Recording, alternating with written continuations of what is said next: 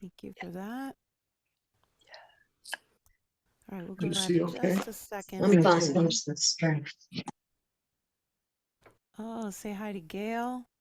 Very nice to have you. Hi, Gail. So good to see you. Wow. And Tevi, I'm not sure if you heard me, but I said hi to I hear you Tevi. now. I was trying to Tevi. get my picture to work. Iris will be here in a moment. Good to see some beautiful faces. Rabbi, hello. Very, Hi there, very Tevi. nice. Oh, there you are. Okay, good. Nice to see you. Yeah, Good shalom, to be shalom. seen.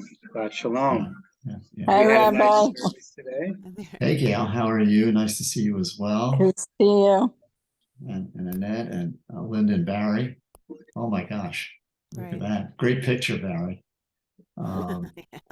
And Annette, I see, and Melissa and Carol Hertz, of course, and Sylvia and Raphael. Nice to see you guys. Yeah. And Ethan, yeah, All right. and Leon. Good to see There's Leon as Leon and well. Susie Yeah. and Phyllis. Hi, Phyllis. Hi, Ashley. And Marla, it's been Yeah. ages, Marla. Nice to see Paul's you too. here. Yeah. Hi, Lyndon J. Shabbat Good shalom. Shabbos. Good Shabbat Shabbos. shalom. Good Shabbos. So listen, we're gonna Debbie, get how ready to is go live on Facebook, okay? Yes. So let's see, and we will have plenty of time for visiting and saying hi to everybody because I know everybody wants to do that. So we will indeed.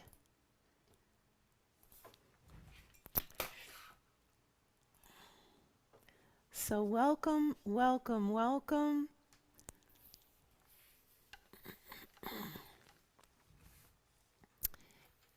Oh, let's see, redirecting to live Facebook. Very good. So welcome everybody. So nice to have everyone. I want to just welcome Rabbi Agler and tell him we are so, so happy to have him here. Let's see here. I'm going to turn my guitar on. Hopefully it's going to work. Let's see. There we go. Here we go. Shabbat shalom, Shabbat shalom, Shabbat, Shabbat, Shabbat, Shabbat shalom, Shabbat shalom, Shabbat shalom, Shabbat, Shabbat, Shabbat, Shabbat shalom, Shabbat, Shabbat, Shabbat, Shabbat shalom, Shabbat, Shabbat, Shabbat, Shabbat shalom, Shabbat shalom, Shabbat shalom. Shabbat, Shabbat, Shabbat, Shabbat, Shalom. Bim bam, bim bim bim bam, bim bim bim bim bim bam. Bim bam, bim bim bim bam, bim bim bim bim bim bam. Shabbat Shalom, Shabbat Shalom, Shabbat, Shabbat, Shabbat, Shabbat Shalom, Shabbat Shalom, Shabbat Shalom. Shabbat, Shabbat, Shabbat, Shabbat, Shalom. Hine ma tov u'manayim, shevet achim gam yachad. Hine ma tov u'manayim, shevet achim gam yachad. Hine ma tov, shevet achim gam yachad. הנה מה טוב, שבת אחים גם יחד. הנה מה טוב ומנעים, שבת אחים גם יחד.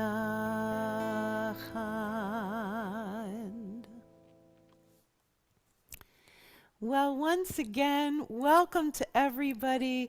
We always joke that in the Zoom world, you know, people log on at the very last second. So happy to have everyone. We'll get to say hello to everyone in just a little bit. I want to welcome Rabbi and Mindy Agler. It's really nice to see you. Mindy, it's been a while. I haven't seen you in a while, so it's really nice to see you. You look great. And yeah, Rabbi, you look pretty good too. And everybody else. So we're going to have a beautiful Shabbos tonight. And I would like to, a reader, please. I'll be a reader. Thank you. Oh. Oh, no, I can't read that. It's in Hebrew. Mallory, read it for us. Shalom Rav, you are the God of peace. Place your great peace upon your children, upon the world, our world, your world. I'm no expert at peacemaking. I simply know that what has been has not been sufficient, and that what will be, what yet be, must be, need be, demands something different. As we kindle the lights of Sabbath, might we not adapt the tradition of circling our hands, such that even as we bring the light into our neshamas, our families and homes, we also send it out into the world, out into our homes, our towns, our nation, and beyond. We pray that the light and peace of Shabbat meet those cries that are circling round the world, that it meet those cries with open heart. No prayer alone can bring peace, but without an open heart, without the care and concern of people all around the world, without attention and love, there will be no peace. We are taught that the Sabbath is the great symbol of and teacher of peace. These lights we kindle carry its promise. I don't know how peace will come, but I know that it must yet be. Thank you so much, Mallory. And we're going to kindle our lights of Shabbat.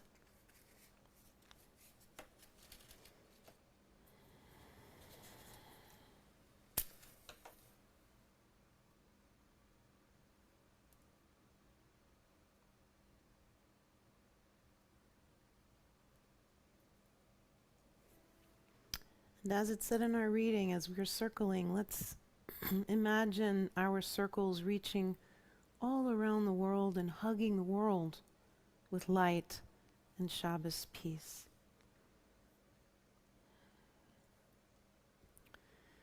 Baruch atah Adonai Eloheinu melech haolam asher kiddushanu b'mitzvotav v'tzivanu להדליק נר של שבת.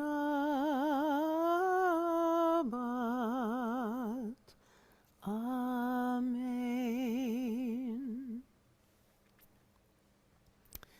Baruch Ha'or Ba'olam, radiant is the light of the world.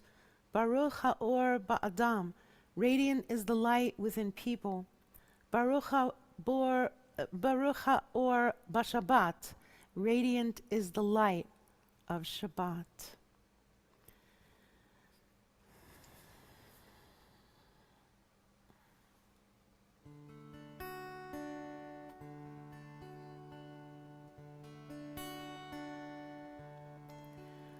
Oh, hear my prayer, I sing to you. Be gracious to the ones we love, and bless them with goodness and mercy and peace. Oh, hear my prayer to you. Let us light these lights and see our way to you, and let us say Amen. Let us light these lights and see our way to you.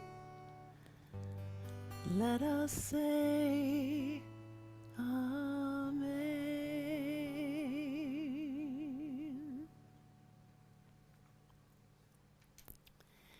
And we'll continue with our Kiddush. Baruch atah Adonai Eloheinu melech haolam borei peri hagafen. Baruch atah Adonai Eloheinu melech haolam asher kiddushanu b'mitzvotav v'ratzavanu b'shabbat kodsho באהבה וברצון הנחילנו, זיכרון למעשה וראשית, כי הוא יום התהילה למקרא קודש, זכר ליציאת מצרים.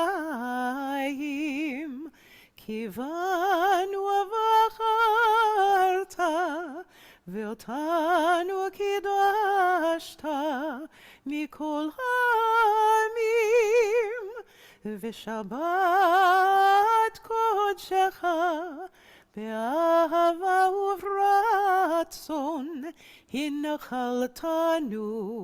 ברוך אתה אדוני מקדש השבת. אמן.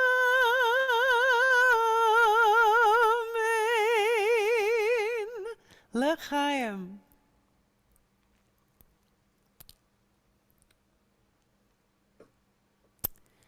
Can I have a reader, please? I'll read, Rabbi. Thank you. Oh. In this quiet hour of worship, we reflect upon the meaning of our lives. I harbor within, we all do, a vision of my highest self, a dream of what I could and should become. May I pursue this vision, labor to make real my dream. Thus will I give meaning to my life. An artist in the course of painting will pause, lay aside the brush, step back from the canvas, and consider what needs to be done, what direction is to be taken. So does each of us on this Sabbath Eve pause to reflect. As I hope to make my life a work of art, so may this hour of worship help me to turn back to the canvas of life, to paint the portrait of my highest self. May my efforts to grow in moral stature bring me the joy of my achievement. And may I always hold before my eyes the vision of perfection we call by the name of God and grow toward God. Thank you.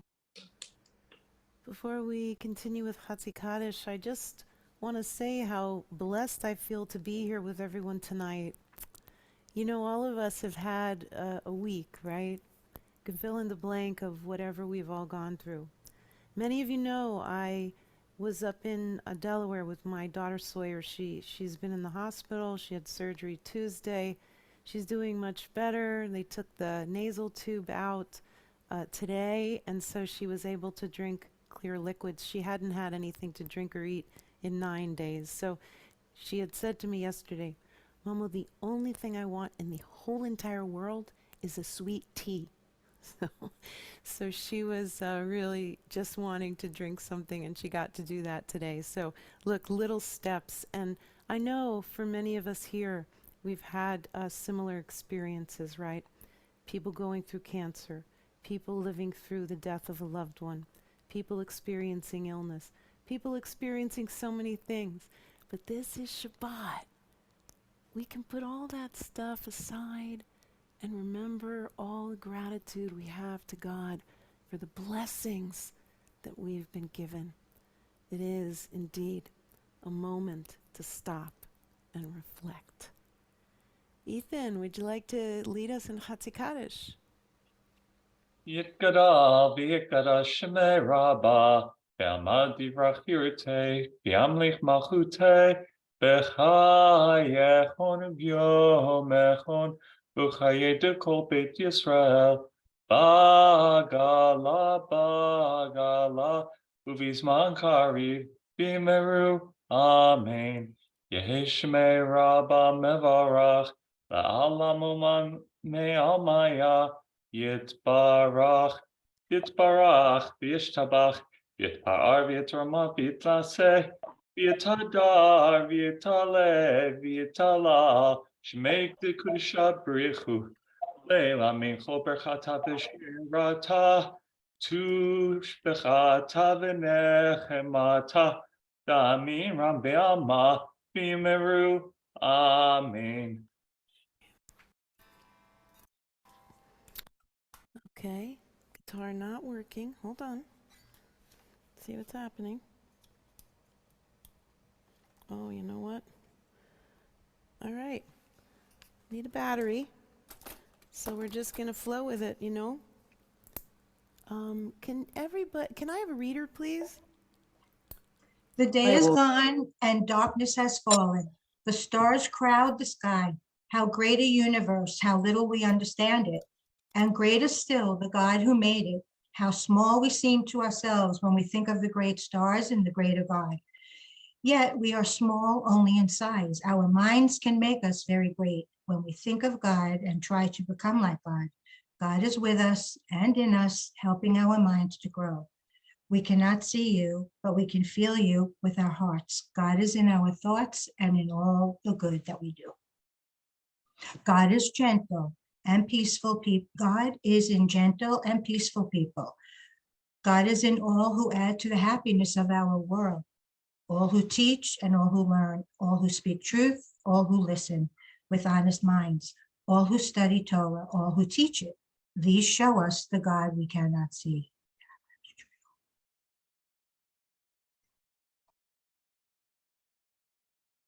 There we go. Let's continue with our Shalom Aleichem. And, I think I'll just insert little things here and there that Sawyer shared with me this week. But one of the things she said to me is, Mama, I know that God is helping me heal.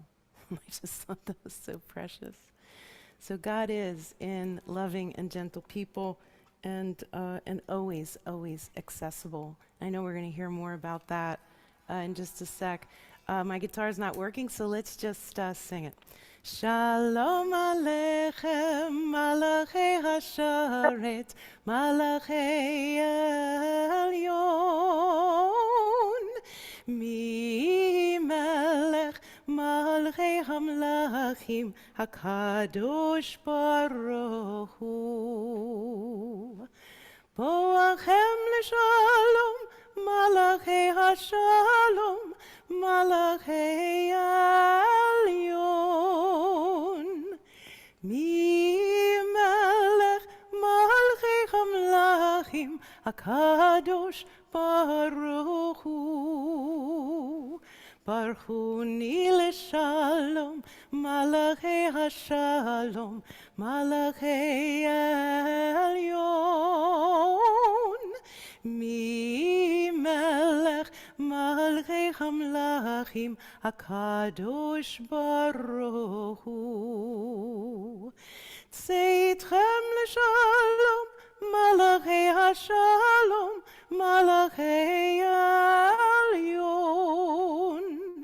Mi Melech Malchei Hamlachim, HaKadosh Baruch Hu.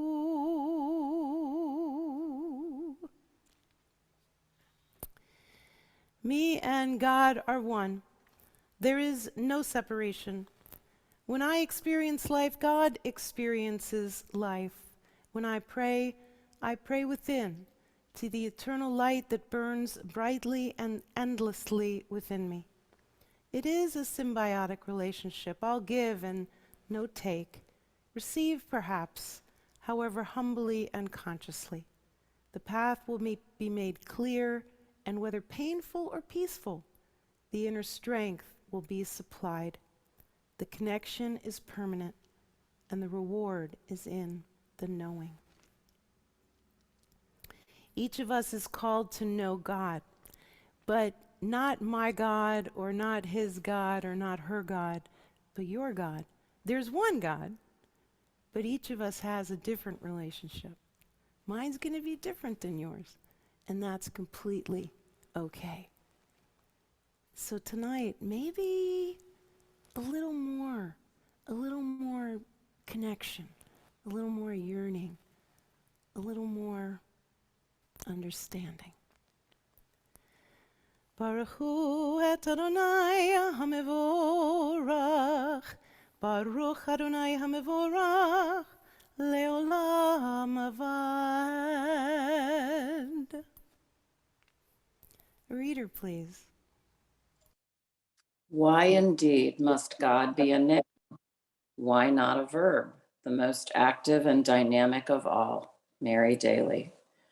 Some of us have difficulty with the concept of God because we have seen God evolve into something or someone who is static, a mega controller, and frankly, someone who is not that nice to be around. Traditionally, we have tried to make God static so we would feel safe. That is our problem, not God's. What if we see God as a process, the process of the universe? What if we begin to understand that we are part of the process of the universe? What if we realize that it is only when we live who we are that we have the option of being one with the process? Trying to be someone else who we think we should be or who others think we should be ruptures our oneness with that process. If God is a process and I am a process, we have something in common with which to begin. And we'll continue now with our Shema. Melissa, please lead us. Shema Yisrael, Adonai Eloheinu, Adonai Echad. Baruch Shem Kivod Malachuto Leolam Vaed.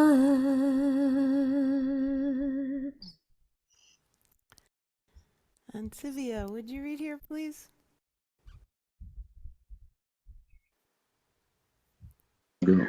Love God with your mind. Stay curious, open to questions. Marvel at the wonder for what it is.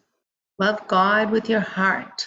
Stay alive to suffering and joy. Yearn for the world that could be. Love God with your strength. Open your hands and give. Work for the sake of what ought to be. Happy is the one whose trust is in God, who draws hope from hope's own source. God keeps faith forever. God will give us strength to seek justice for the oppressed and inspire us to give bread to the hungry. God will give us the stamina to set free the captive and open our blind eyes. Faith in God will help lift up the fallen and call us to take care of the stranger. God's Spirit is in us. The Eternal has called us to bring hope to the oppressed, to bring healing to the broken, to proclaim liberty to the enslaved, freedom to those in shackles. When Israel saw your might displayed in Egypt, they put their faith in you and in Moses, your servant. Now let all be free, and let them sing as Israel did at the shore of freedom's sea. And let's sing our song of freedom, our Mi Chamocha prayer.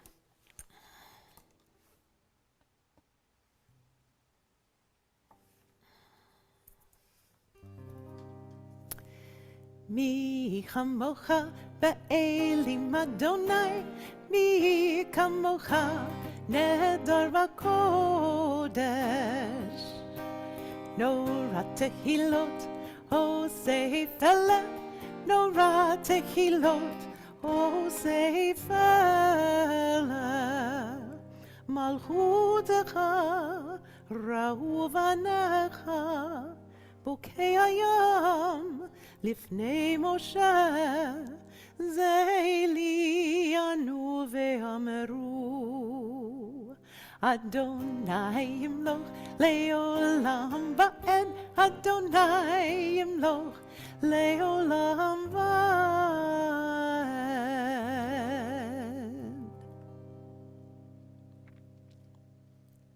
Mindy, would you like to read here? I'll read, Rabbi. Thank you, because I'm looking at people. Okay, that's okay. Nathan, go on. Not everyone reacts to the world in the same way. There are many people for whom absolute religious certainty is simply not possible. Many people cannot assert with confidence that God exists or that God has a plan for them, their people, or the universe. They cannot honestly recite Maimonides, the universe, 13 principles of faith, as reflections of their own belief. The world these people witness seems unfairly cruel, and they find it difficult to accept the notion that in a world to come, good people will be rewarded and the wicked will be punished. How does Jewish tradition make room for them? Where do they begin their Jewish spiritual search? How can Jewish life make room for skeptics? Why does Judaism validate doubt? Judaism makes doubt seriously because it takes people seriously. It recognizes that if Jewish life is to touch us, then it has to meet us where we are. That place, Jewish tradition understands, is often a place of bewilderment, of hurt, of skepticism. It is often not a person's intellect, but something less rational, more emotional, that prompts a spiritual search, and Judaism understands that. Thank you so much, Nathan, for reading that. It's so true. You've heard me say it before, and I'll say it tonight because we're talking about that topic of God. I can't wait to hear what Rabbi Agler is going to share with us later. This whole idea that when Sawyer got cancer and she was 1 year old, it became extremely clear to me that God couldn't heal her any more than God gave her cancer. In other words, if God did one thing, then God would have to do the other. And it didn't make sense. So it became very, very, very clear with this new understanding that I feel like I'm still establishing, that God is there to give me the strength, to give me hope, to give me love and support from all of you, from people around me. God's hands are your hands and our hands, helping to heal one another.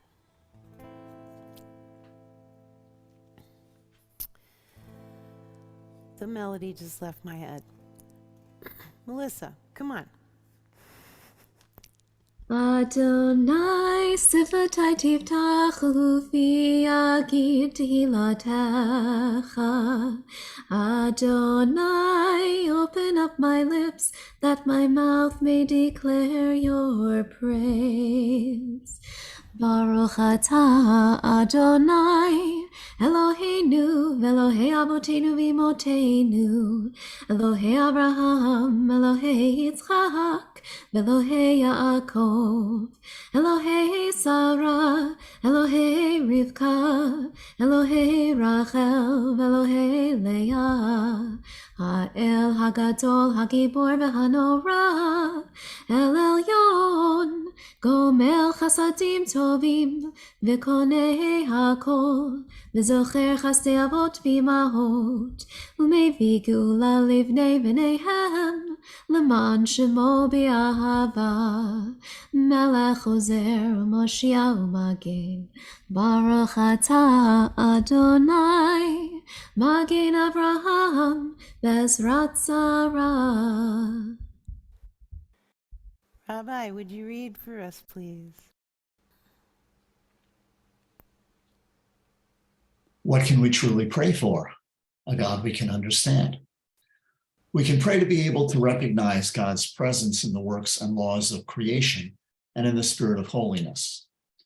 We can pray to make more of that spirit our own through acts of kindness, wisdom, truth, compassion, love, charity, and justice. We can pray that we might draw more deeply upon our Jewish tradition as a source of moral and ethical counsel. We can pray to be instilled with the spirit of gratitude for life and its blessings. We can pray to strengthen our commitment to our achievable dreams and worthy hopes. We can pray for the courage to persevere, to overcome fear, and to pass life's severest tests.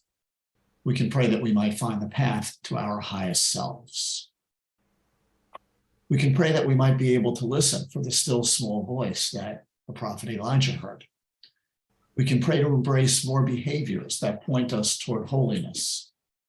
We can pray to understand how life can be an expression of divine service. We can pray for the drive and wisdom to help us find a sacred community We can pray for a stronger desire to help heal and repair the world. We can pray to better embrace the role and responsibility of the people of Israel to be a light unto the nations. I believe that gave us enough to lead us into our silent prayer. Beautiful, beautiful wisdom to hopefully guide us. We can listen to those words, or we can pay attention to the Kol Demuma Daka, the still small voice within. Let's continue now in silence.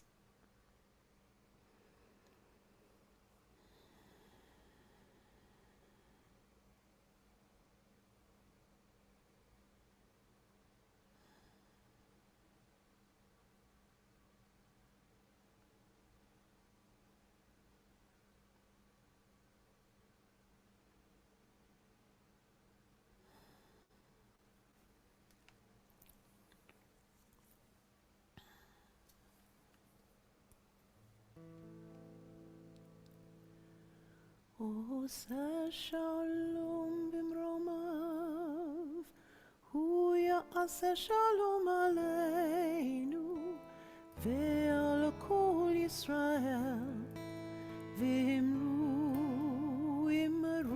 אמן. יעשה שלום, יעשה שלום, שלום עלינו ועל כל ישראל, יעשה שלום, יעשה שלום, שלום עלינו ועל כל ישראל, יעשה שלום, יעשה שלום, שלום עלינו ועל כל ישראל, יעשה שלום, יעשה שלום, שלום עלינו ועל כל ישראל, יעשה שלום, יעשה שלום, שלום עלינו ועל כל ישראל.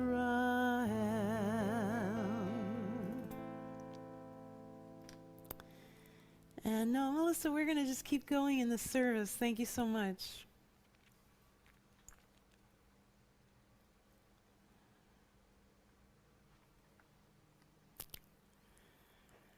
We come to the time in our service where we pray for those who need to hear prayers of healing. Mishaberach Avotenu ve'imotenu, we pray, God, that your healing presence, that the breath of your healing presence be within Lee Rautenberg, Alyssa Rautenberg, Hudson Dahm, Nicholas Francis and family, the family of Jordan Cronin, Charles Koch, Bruce Zalman, Arnie Marks, Richard Harris, Avraham Ben Moshe, Tzivia Rossi bat Natan Vigittel, Lynn Hampton, Brina Fega bat Avram Yankel, Aaron Cunahan, Susie Rubin, Rabbi Robert Silvers, Ava Silvers, Melissa Morgenstein, Marla Paul, Melissa Paul, Gloria Honigbaum, the family of Jacob Butsy, Yocheved bat Yochana, Stuart Kalmanovich, Anita Mark, Lindsay Aronson, Dr. Francie Kremen, Judy Field, Sheldon Reich, Leah Golda bat Moshe Lepa Halevi V'Fruma, Sawyer Shore. Is there anyone who would like to add a name for healing? Susan Salmons, Jennifer Daron, Linda Leanwall, Myrna Goldman, Stu Tarragano, Erica Baldwin, Judith Beatty, Gail, I see your hand is raised. Gail? Rachel Blickebat, Rivka Zelda, Ken Levin, Ethel Kapner, Stuart Fruman, Lawrence May, Gerard family, Sandy Tankus, Ken Tankus, Gail Gibson, all those affected by the war in Ukraine, anti-Semitism, other hate crimes and violence. Thank you.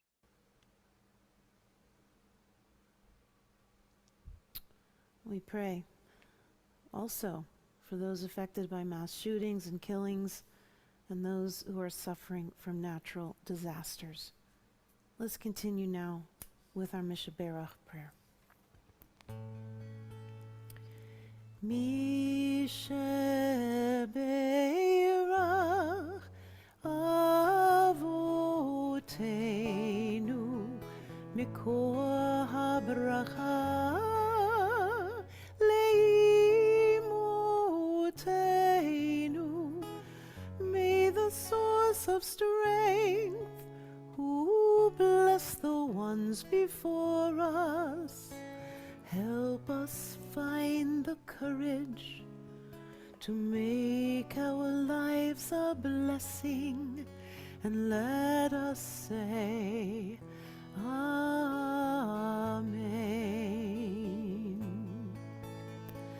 Mishaberach imotenu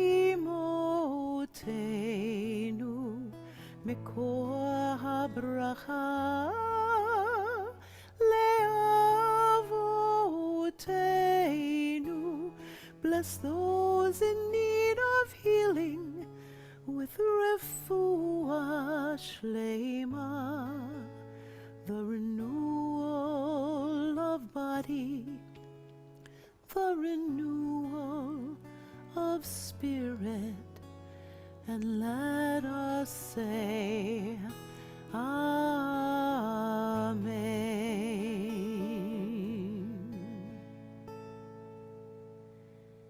God, we pray too for all those who have no one to pray for them.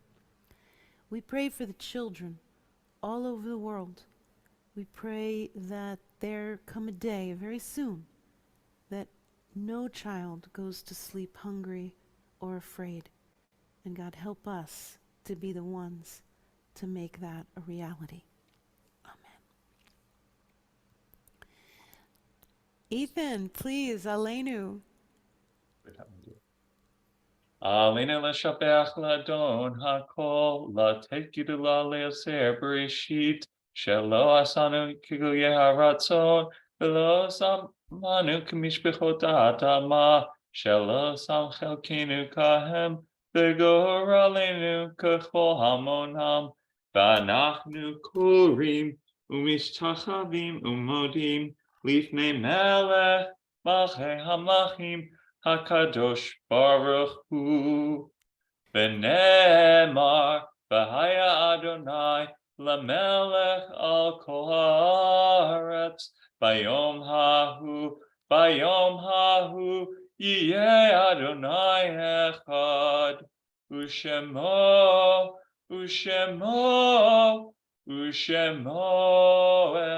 echad. Well, once again, I just want to welcome everybody. I want to make sure I can say hi to everyone. Let me just see here if I miss someone. Irene Cronin, hi. Listen, Ivy and Mallory. Kelly, it's nice to see you. Bruce Zollman. Let's see, I'm still going here, still going. I think I've gotten everybody there. Stephanie and Frank from Thailand, nice to have you. Susan Goldstein, great. And I see a 310 area code. I'm not sure who that is. Ron and Shoshana, always nice to have you. Welcome one and all. Just a few announcements. Please stay after the service. We have time to socialize. So we all spend some time kind of visiting with one another. Just a few things here. I'm sure you will be moved by what you hear tonight with Rabbi Agler. He'll speak when we conclude Kaddish. And if you are so moved to purchase his book, please go to his website, rabbiagler.net. All the proceeds from buying the book from that website go to the Talia Agler Girls Shelter in Nairobi. And it's very, very important. So go to his website. You can read all about the shelter, and you'll be giving to a really, really important cause. I'm suggesting that our February Tzedakah Mitzvah be the Ronald McDonald House. I stayed in one in Boston. I just stayed in another one in Delaware. Really, it's an amazing experience. If you have to be in that kind of experience, It's a beautiful, beautiful place. So please consider that. Always consider Cyber Synagogue. We survive solely on your contributions. And March 3rd coming up, Schmaltz, a greased Purim spiel. So we're going to have a really good time. If you want to, we need some actors and actresses. No rehearsal required. Okay, so just come dressed in your best 60s, 50s, 60s costume, and we'll have a really good time. Information about that in the email. It'll be at Temple Beth Shalom in Century Village in Boca. All right, well, we will continue now as we think of our loved ones whom death has recently taken from us, those who died in this season in years past, and those whom we have drawn into our hearts with our own. Zichronam levracha, may their memories be for blessing. We mourn the loss, all those who have died of mass shootings, hate crimes, war, terrorism, and natural disasters. We mourn the loss of Alan Roth, the son of Herb Roth. Services will be Sunday in New York. Is anyone observing Shabbat, the 7-day period?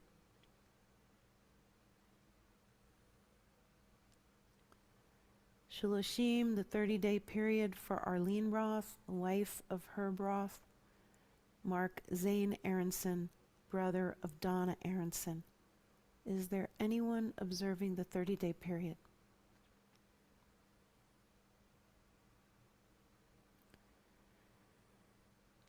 Yahrzeits at this time, Henry Platchkis, beloved of Brenda Olnick. Anyone observing a yahrzeit at this time?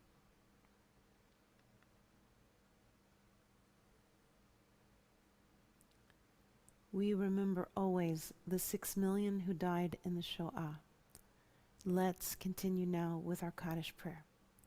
Yitkadal v'yitkadash shemei Rabbah, b'yalma divrach yirutei v'yamlich malchutei, b'chayechon v'yomechon v'chayei d'kol Beit Yisrael, b'gala v'zman kariv v'yamru Amen.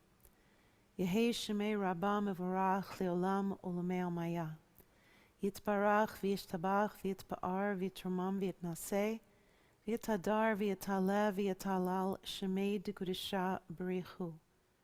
Le'ela min kol birchata v'shirata, tushbechata v'nechemata, ta'amiran b'alma v'yamru Amen. Yehei shalom rabba min shemaya, v'chayim aleinu ve'al kol Yisrael, v'yamru Amen. Oseh shalom b'mrumav, hu ya'aseh shalom, aleinu ve'al kol Yisrael, v'yamru Amen. May the one who creates harmony on high bring peace to us, to all Israel, to all the world. And we say, Amen. We're going to conclude tonight with a melody that Rabbi Agler wrote, and it'll be a wonderful introduction to him. He'll speak in just a moment. Rabbi, you want to lead it, or should I lead it? I think you're much better off doing it. Okay.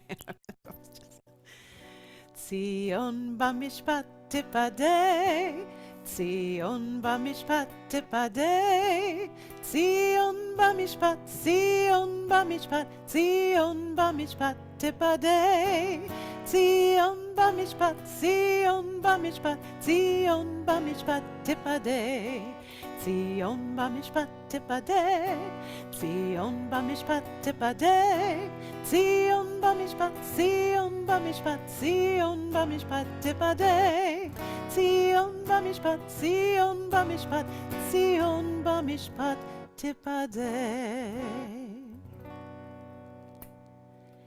And now Melissa will go to gallery. Great, great.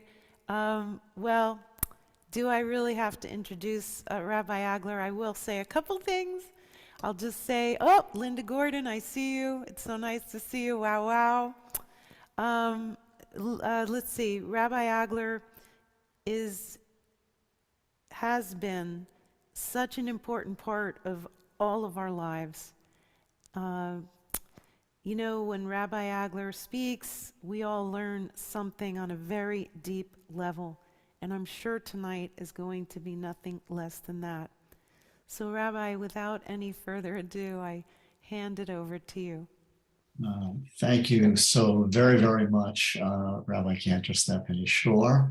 And yeah, how wonderful to see once again, so many familiar faces, warm and familiar faces, and so many new warm faces as well. And thank you so much for the invitation and the kind words and that beautiful service, which I'm going to comment on at some length a little bit. Maybe even I'm going to start right now.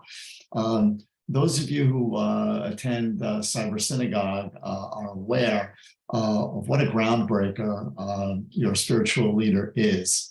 And this has been for as long as I've known her, which is over 30 years now. And it's all right, hard to believe, but there we are. And, continues to do groundbreaking things. I'm invited tonight to talk about a book that I've put out recently. It's called The God We Can Believe In.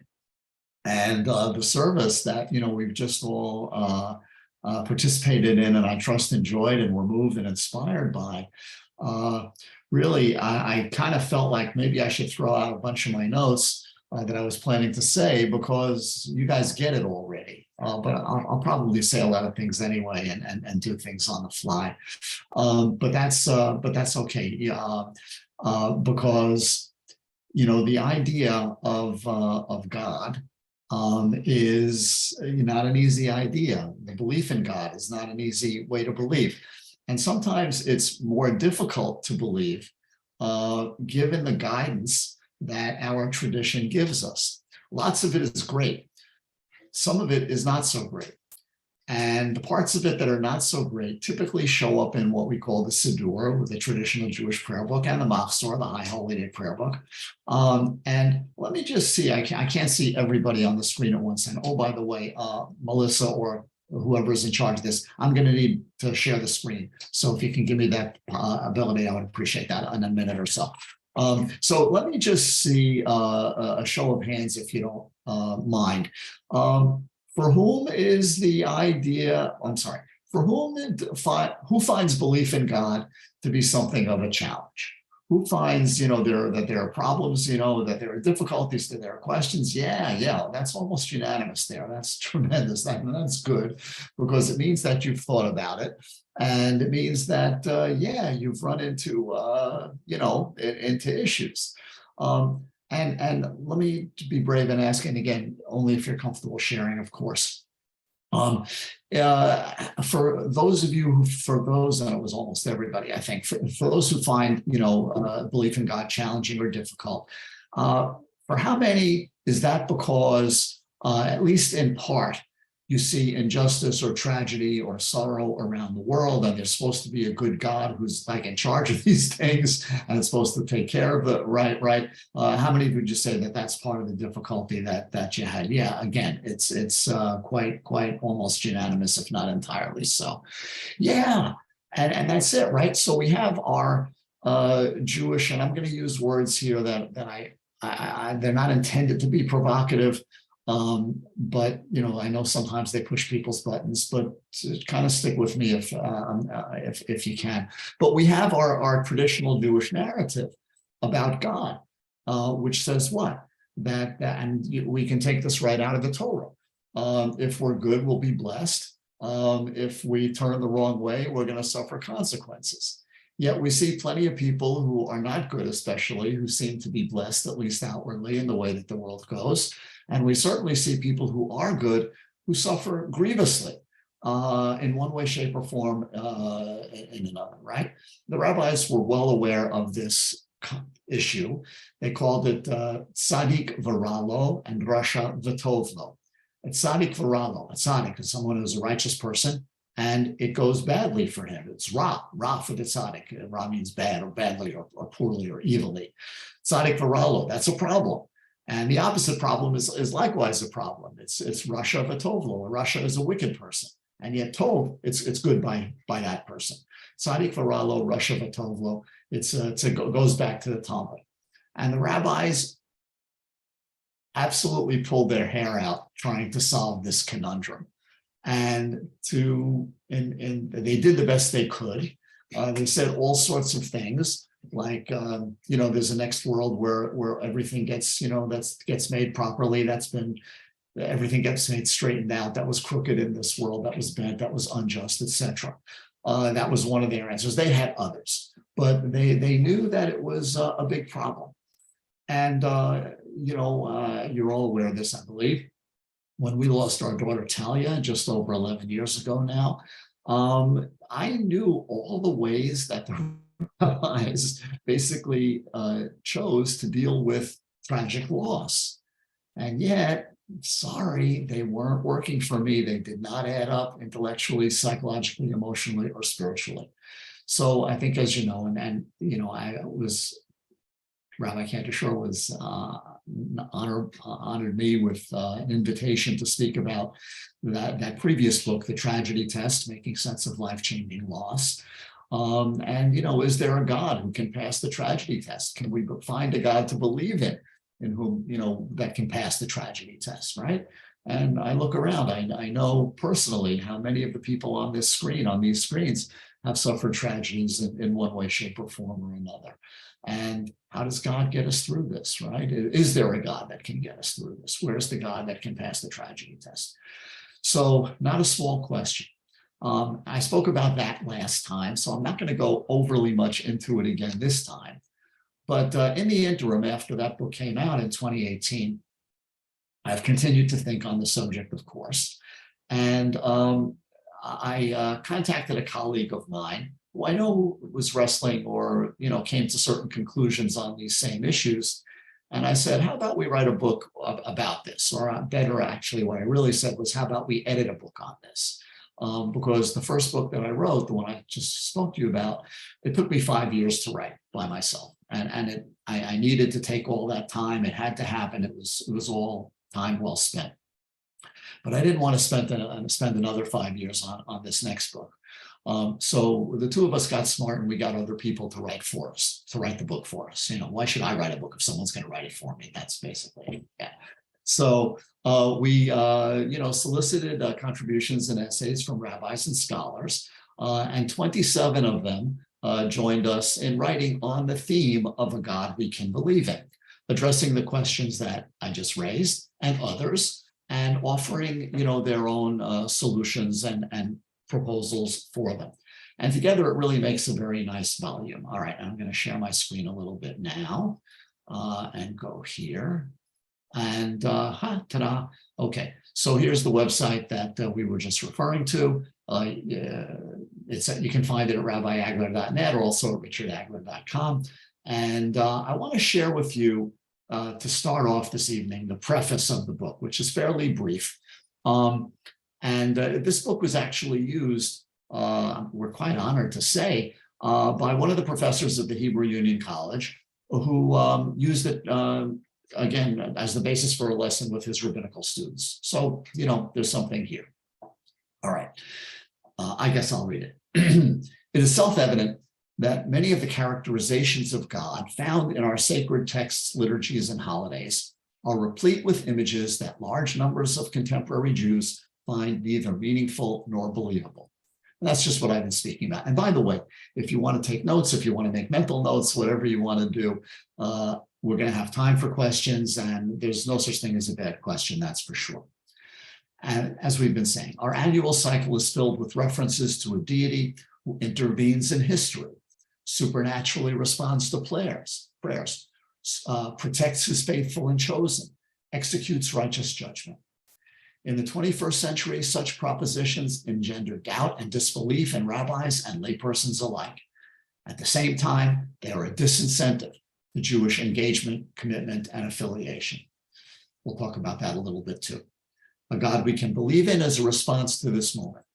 Herein you will find contributions from leading rabbis and academics that articulate paths to Jewish minds, hearts, and souls with God teachings that are spiritually compelling and intellectually sound.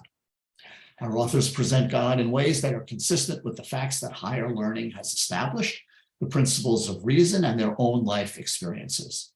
We are not speaking primarily to academics, but to all inquisitive Jews and perhaps even non-Jews who seek to live by these same lights.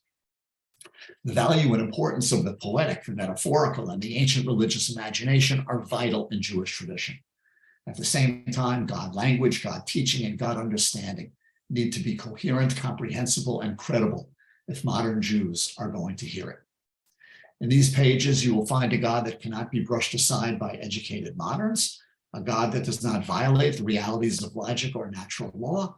A God is presented in accessible yet deeply grounded Jewish language, a God that can be lived with and lived for. Our hope is that this book will help secure a place for a living, non-mythical God at the heart of Jewish life in this generation and generations to come. We endeavor to strengthen our connections between our people, our faith, and our tradition. And it is our further goal to impress upon our institutions the need to embrace new and systematic ways of addressing God in formal worship, of hearing God interpreted from the pulpit, of learning about God in classrooms, and of praying to God from future Sidurim. Chazak, chazak, benit chazek. May our respective strengths strengthen us all, myself and my co-editor, Rabbi Rifat Sensino. Yeah. So yeah, there we have that. Let me speak a little bit more, but that's the preface, and that's kind of where we start from. And I hope that resonated with you. And if you have questions, just hold on to them for a few minutes, and we'll go from there. By the way, how much time do I have? What's your normal? No, Rabbi, you take. I think I speak for everyone when I say take your time. Oh, okay. Thank you very kindly. That's dangerous, as you know.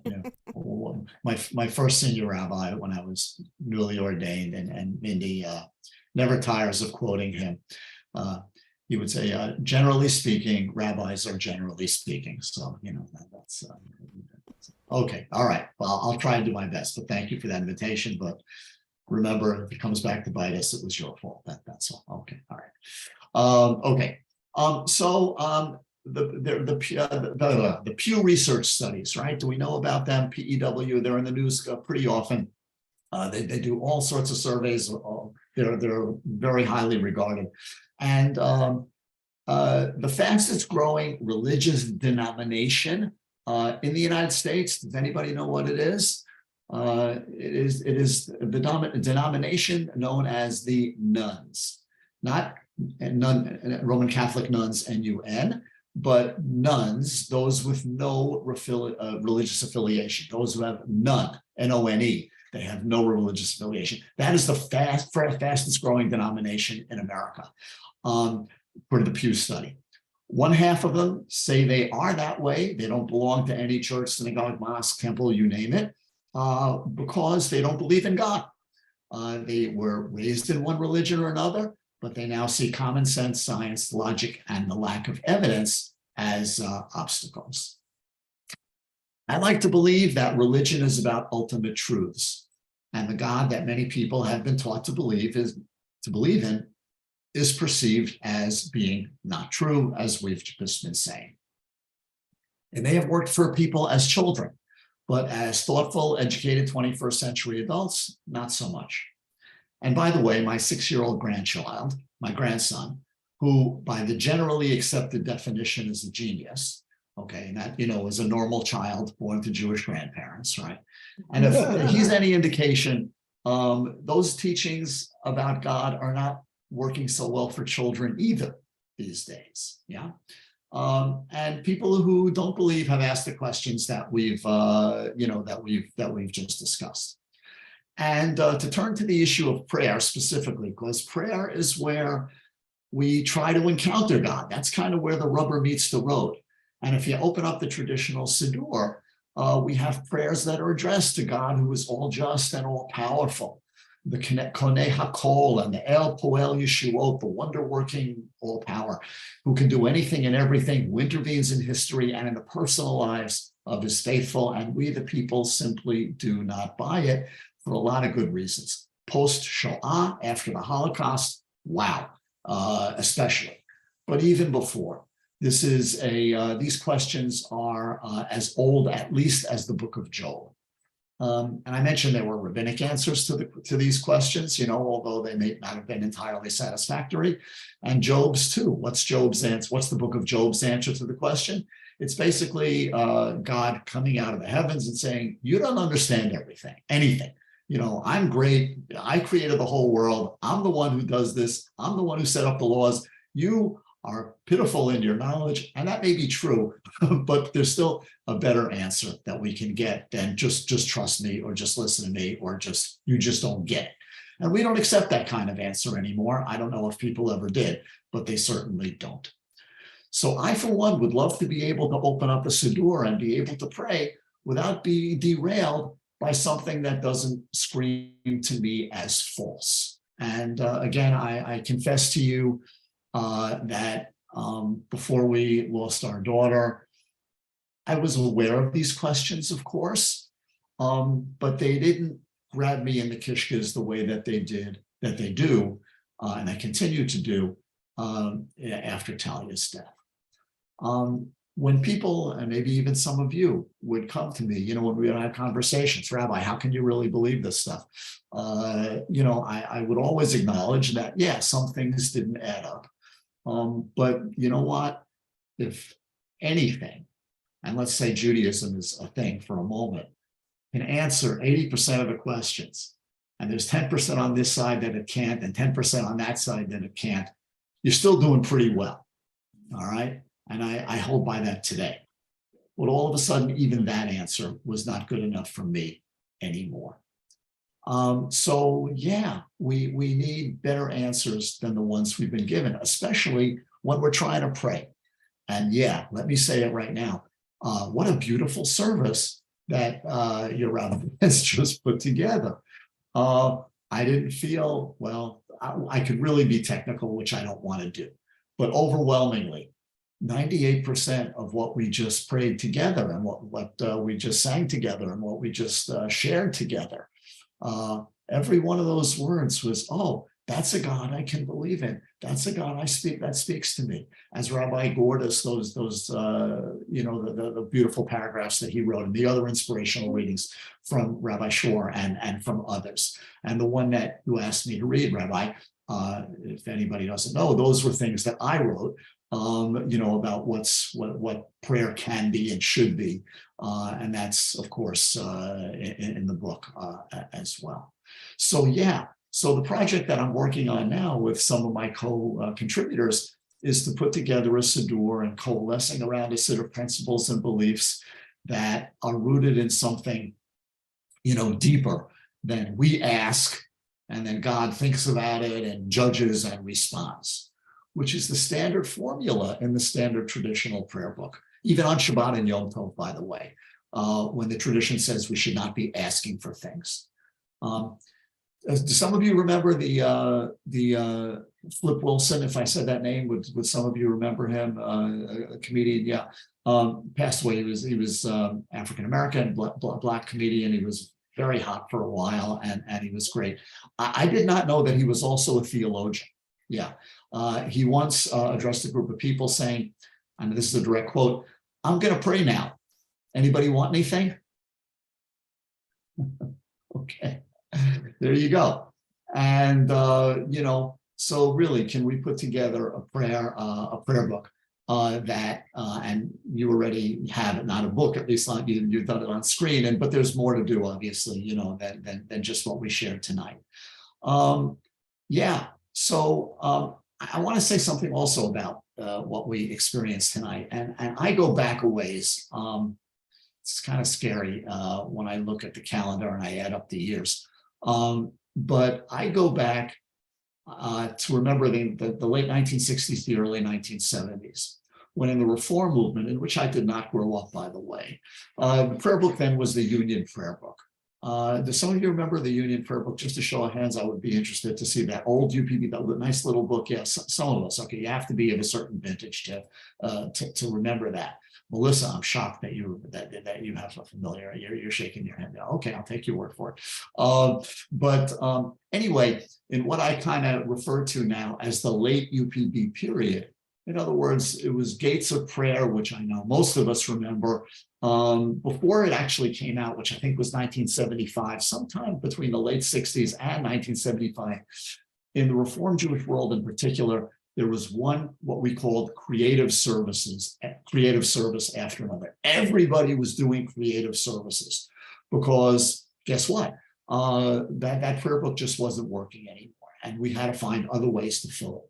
Well, I think we may be at some kind of a similar point now, that the Mishkan Tefillah series, which is wonderful in a lot of ways, but, and I think this has obviously been exacerbated by Zoom and the pandemic and all of that, but still, even without that, the theology there is just not speaking to people in the way that it needs to be. So we have things like we've experienced here this evening, and in other places this is being done too. People writing their own stuff, putting together prayers, and guess what? When we write the prayers, when we choose and we select what it is that we want to put up on the screen, you know, for people to share, and everybody is using screens now, certainly in the Reformed Jewish world.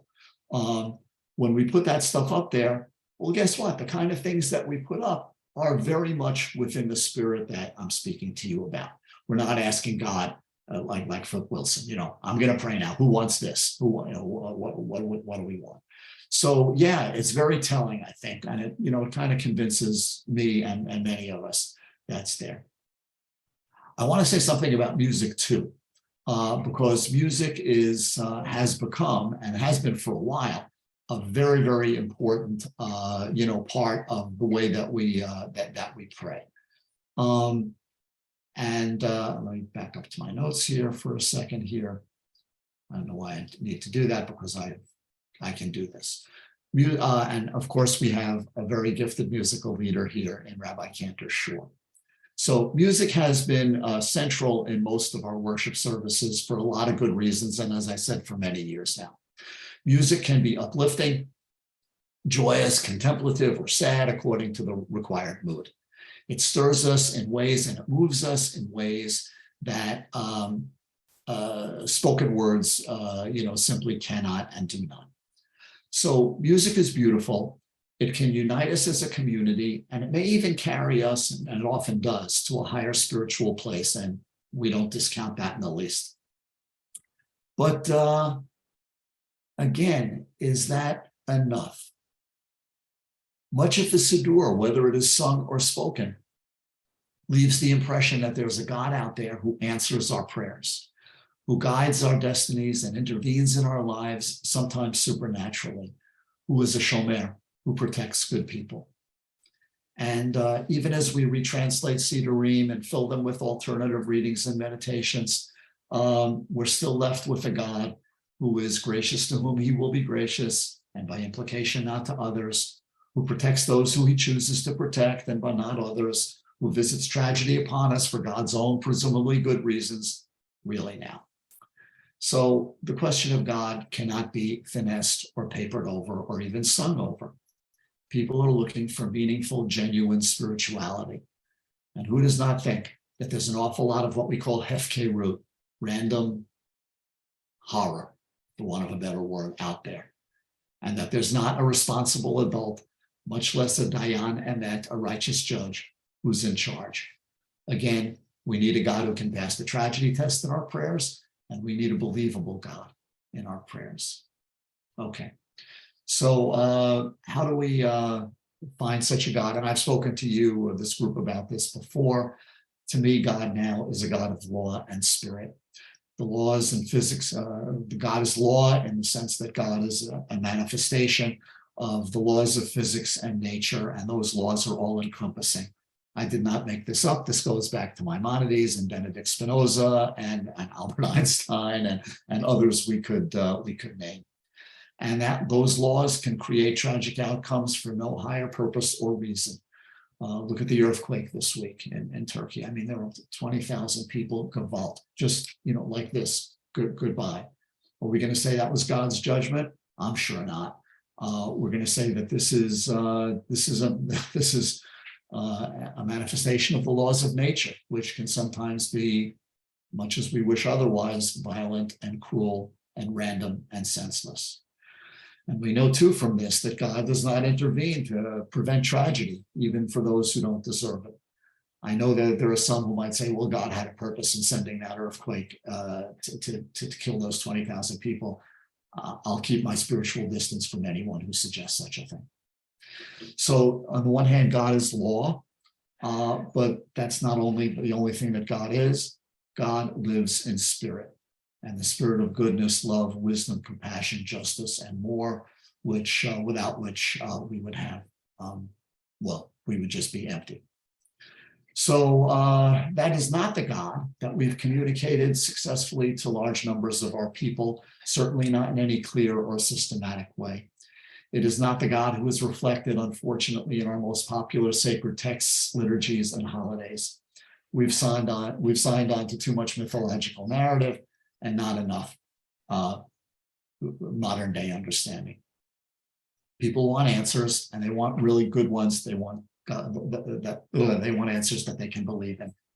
And a prayer to a non-intervening, non-personal, Ehyeh Asher Ehyeh, the God of being, the all-present, ever-present now. That's the God we need to look for. So I'm not going to repeat. Well, you know what I'm going to do? I'm going to share the screen just once more. Can I still do that, Melissa? Where is it? There it is. Hold on. No, that's not it. What did I do? Oh, there we go. Yeah. So yeah, what can we pray for? I'm just going to leave this up here. Do you all see that? What can we pray for? Okay. And I'll let folks contemplate it as you take a look. So these are prayers to a God we can believe in. This is what the next step that I'm trying to accomplish with thankfully, because I couldn't do this myself, with other teachers, that we're going to try and make as our gift to the Jewish world. I think that's what I wanted to share with you. And I will take a break, take a breath. I'll stop the share. We can always put that up again if we want. And I'm happy to entertain any questions that people would like to ask. Does someone want to monitor or moderate that? Sure, Rabbi, I will be happy to do that. If I could ask people, if you'd like to share, just please raise your hand. You can find that if you click on the reactions button in your Zoom, and then we can have some sort of order. Thanks so much. So Shoshana, I see you have your hand up. You had to unmute yourself, please. All right, let's come back to her. Kelly, I see you have your hand up. Yeah, hi, how are you? It's good to see you, Rabbi Agler. Nice to see you again too. I'm Laura Sky's mom, just in case you don't. Yeah, I remember. You have a different last name now, but I. Well, Wilner's my maiden name. It's always. Okay, good for you. Okay, but good memory. Okay, so thank you for being here, and I was here for your previous book, and I'm very touched by all that you've accomplished since the death of your precious daughter, and just want to say that. And two things came to mind when you were just talking, and it's very basic and very simplistic, and I just want to know what you think. So when you were discussing the laws of nature, I came to that realization when I was like 20, 21 years old, when I was in India, and that was my first thought. My second thought was that, nature has always been the Native American Indians, the laws of nature. That was just one thought. And I thought maybe everything you're exploring for yourself has touched on that. And then the other one that I know is going to sound outrageous because we're all Jewish here, is, and it's not that I have such a comprehension of Christianity, but the people that I am friends with, they always have that a part about being compassionate and kind, and that spiritual part that I feel like touches on that. And I just wanted to know, what you have to say to that. And am I just so off base just in those thoughts that came to mind with everything that you had to just say, which was a lot of incredible stuff that I know I'm not addressing.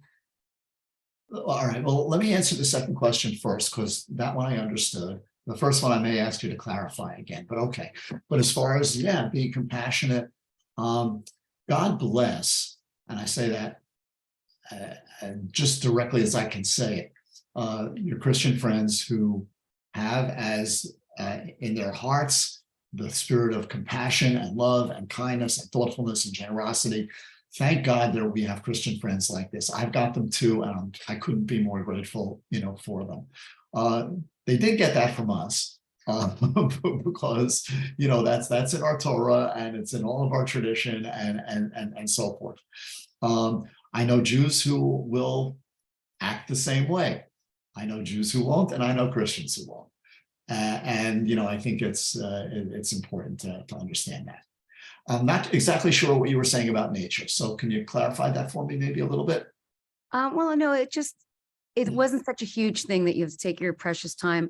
It was just that the word nature and the Native Americans, the Indians in our country, a lot of their religion was based on nature,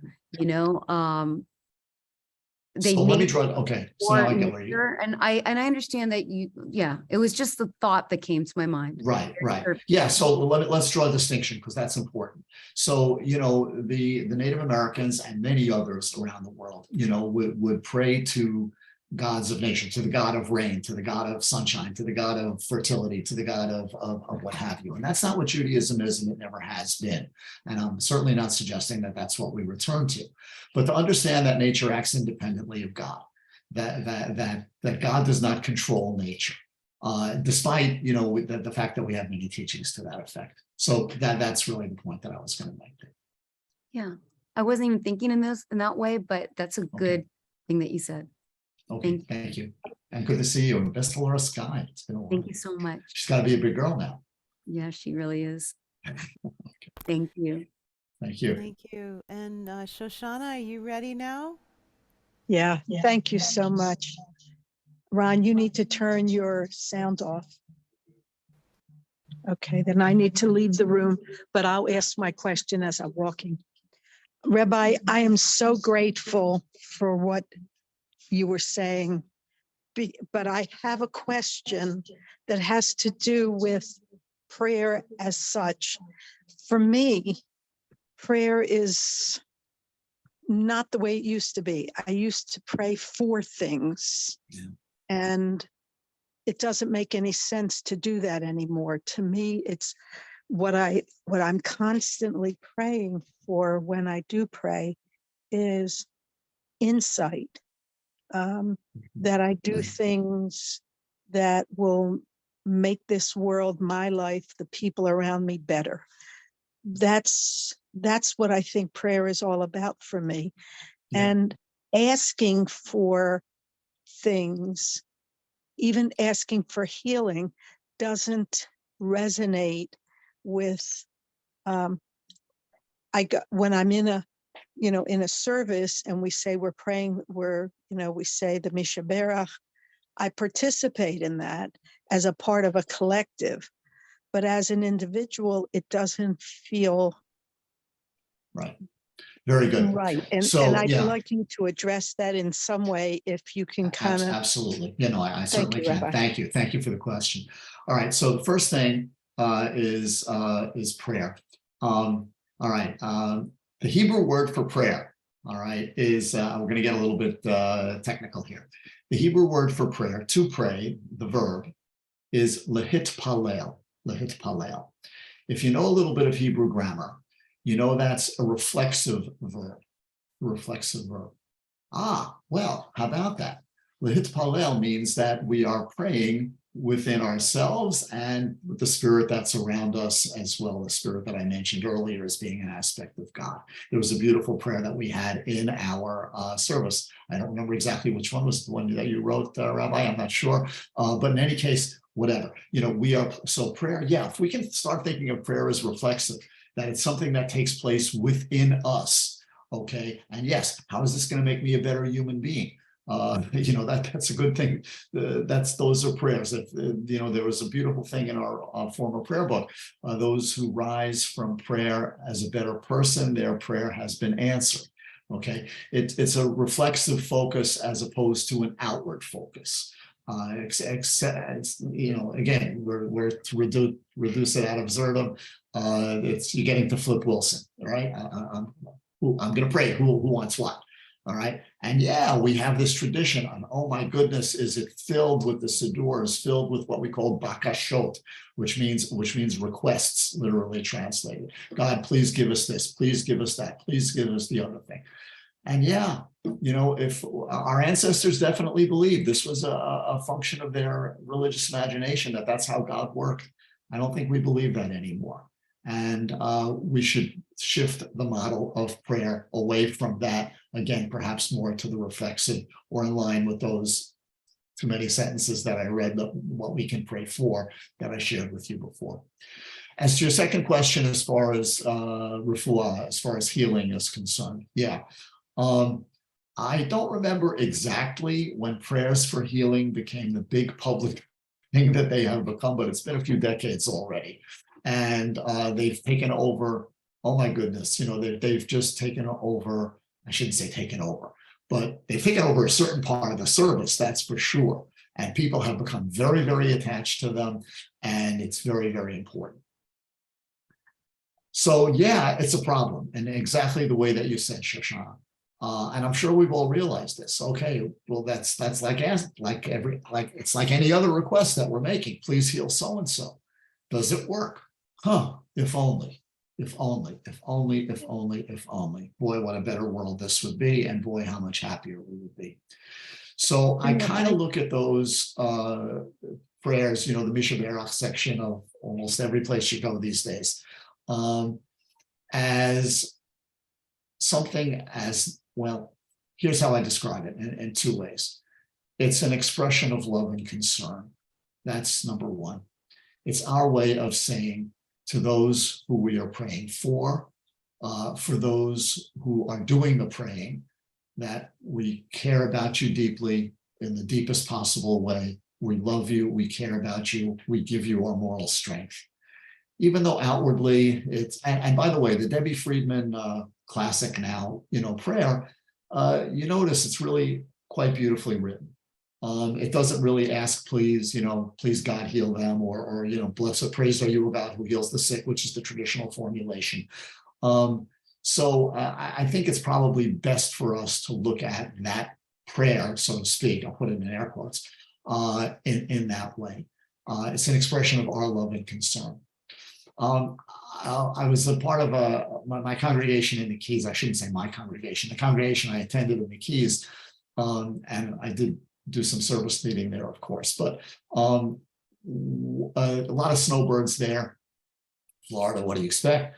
One of the members had gone up north and was ill, and she was on the Misha Berach list basically every week. And when she came back, she was better. Not from our prayers, and nobody suggested that. But when she came back, she just told everybody, she says, I want you to know the fact that I knew that you were praying for me just was exceptionally important to me and very, very powerful for me. So I think we can understand those prayers for the sick in those ways. And I think that's intellectually and spiritually honest. So thank you for the question and giving me the opportunity to address that. And, yeah. Thank you, Rabbi. Thank you. Do you have your hand up? You just have to unmute yourself. We can't hear you. Yeah, hi. Hi, Iris. Hi, Tabby. Hi. It's so good to see everyone, and Rabbi, Mindy, and friends that I haven't seen in a long time, that we haven't seen in a long time. There's a lot to think about, in what you were talking about. And, I feel like we have been through an awful lot, a fair amount of tragedy in our lives, and still go through a lot of difficulty with situations with our family. And I learned a long time ago that what I believe is that God does give me strength to get through things, and I have lived that. And I don't think I'd be walking around if I didn't believe that and feel that in my heart. So I do. We were up at Meyer Prep school today for Grandparent Love Day, and which was very sweet. And we were all addressed as loved ones, so that it was so inclusive, you know, for whoever was attending, for the kids. And we've gotten a lot of Shabbat today, which is beautiful, you know. And one of the things that I was reflecting on when you were talking about today, and not enough people, that because it's old and we haven't brought in the generation that's growing up now, or that our kids perhaps generation, and the world has changed. And they showed, one of the things they did today was there was an Israeli clip of a song, and it was dancing and singing. And I found myself shocked that they do this in Israel, because it was very upbeat and dancing, and you know. And that's what this reminds me of. It's like, of course they have that in Israel. Otherwise, all the kids wouldn't be listening, you know. And you know, we have to bring that generation. I know I myself, there's many times that I'll be at services or on a service, however it is, and I start fading, you know, I'm losing my attention. So I'm really happy to hear that you're engaged with us, and I think it's incredible. It gives me strength, and you give me strength. One other thing I was thinking about, I think we were members of B'nai Israel for 1 week when I lost my mom many, many years ago already. And you came and you performed the service, and I was so grateful for that. You were warm, and you got us through that time. So thank you for that, Rabbi. Thank you very much, Alice. I deeply appreciate it. Thank you. Thank you. And thank you for sharing Linda with and us. Jay, I'm And- sorry, Rabbi. No, that's it. Yeah. Linda and Jay, did you have your hands up too? I did, yes. Good, good. Rabbi, it's Rabbi Adler. It's lovely to see you, as well as Mindy. I wanted to, in the Mishkan Tefillah, there is a prayer on page 212 that I really, really like, and it speaks to your point about a reflexive prayer, that we ask for compassion to attend to the need of others, humility to perceive our own faults, grant wisdom to be forgiving of others, the charity to see the best in those around us. I like this prayer very much, and I feel it sort of speaks to what you were saying. So I know there are many things in the Mishkan Tefillah that may not be quite reflexive, but there is something in here. Absolutely. And by the way, hi to Linda Gordon too. Nice to see you there. Yeah, no, absolutely. And interesting about Mishkan Tefillah, you know, they understood that somehow that they had issues here. And, you know, the book is divided into the right half of the page and to the left half of the page for the most part. And most of the things on the left hand, on the left-hand side of the page, yeah, they're beautiful and they're thoughtful and they're inspirational and so on and so forth. And that's a success. Where I think the failure is that, or I shouldn't say failure, that's where the shortcoming is that the theological message is quite muddled. There's not one message that's coming from Mishkan Tefillah. And, you know, I'm trying to speak with some clarity towards the issues as I perceive them. And Mishkan does not. And that's okay. It's okay. Well, it was actually done on purpose. Whether that was a good purpose or a bad purpose, we don't, we can think about.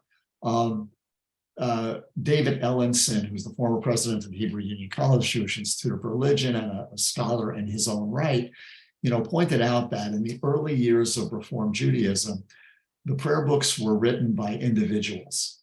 The early prayer books, I'm going back to the 1800s now, and the early 1900s, and maybe even the Union Prayer Book, I'm not sure.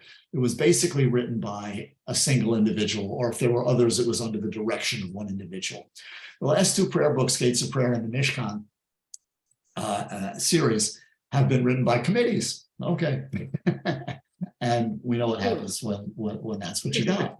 And okay, and that's it. So yeah, I don't mean to denigrate the book. There's a lot of good stuff in there, but I think broadly speaking, the message that I'm speaking about, well, yes, you can find it in there. It just kind of gets lost, and that's it. But thank you for sharing that. Yes, absolutely. Thank you. We'll look forward to your prayer book. Yeah, I am. I'll wait for it too. Yeah. But in the meantime, we should do stuff like you did this evening. Yeah. Thank you. Yeah. Anyone else? Anyone else have a question for Rabbi Agler? Well, if not, thank you so very much, and yeah, do let me invite you to purchase the book. The book, by the way, has been nicely reviewed. There are some reviews up on the website, and endorsed by people whose endorsements we're very grateful to have. I actually spoke about the book earlier this week to a group of, a sizable group actually, on Zoom, you can do this, of retired Reform rabbis. And it was the talk was very well received. And yeah, the rabbis kind of get it, that this is something that we need to be doing. And, that's, so we're grateful for that. As Rabbi Shor mentioned, the proceeds go to the Tally Fund when you,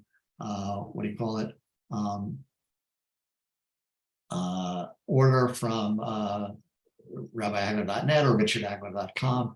Let me invite you to do that. And many rabbis, by the way, this is what I was going to say, are using it as a teaching text. It may not be a book like the Tragedy Test where you can kind of read your way through it, but it's one that you kind of stop and pick, I'm going to read this essay or this essay. Not necessarily, you don't have to do them in order, but they're worthy of study, thought, and contemplation.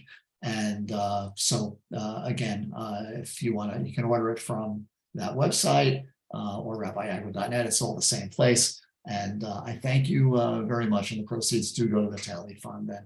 And thank you all. And by the way, any of you can go to that website too, and you can sign up to get a subscription, and we'll send you a few things about the work of the Tally Fund a few times a year. That's really all it is. You don't have to worry about getting inundated with email.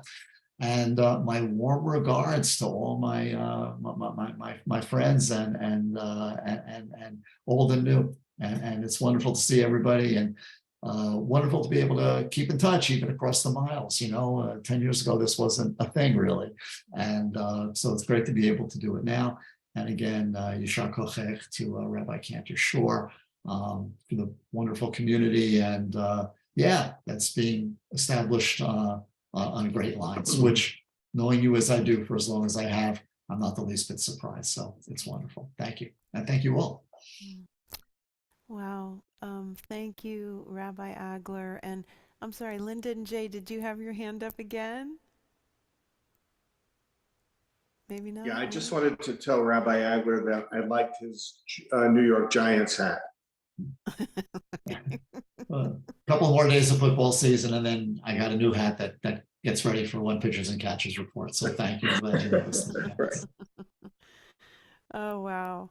This was absolutely wonderful, thought-provoking, deep, spiritual, just fantastic. I think I can speak for everyone here when I wish you and Mindy all the best things in regards to Tally's shelter. If you don't know about it, really, you must go to the website and you must watch the videos. It's not like I'm telling you what to do, but I'm telling you what to do. So go to the website, watch the amazing work that's being done there in Tally's memory. And Rabbi Agler, thank you so, so, so much for coming and speaking to us tonight. What a blessing. My privilege. Thank you. I want to wish everybody a good Shabbos and wish everyone shalom, shalom. I hope you have a lot of shalom in your Shabbat, and I'll see you next week. Shabbat shalom. Shabbat Shabbat shalom. shalom. Shabbat shalom. Shabbat shalom. Shabbat shalom. Shabbat shalom and todah rabah. Shabbat shalom. Good to see everyone. Shabbat shalom. Shabbat shalom. Shabbat shalom. Shabbat shalom. Yes, that's it. We have Shabbat shalom, everybody. say goodbye to Facebook as well. Thank you. I'll do that now. Thank you.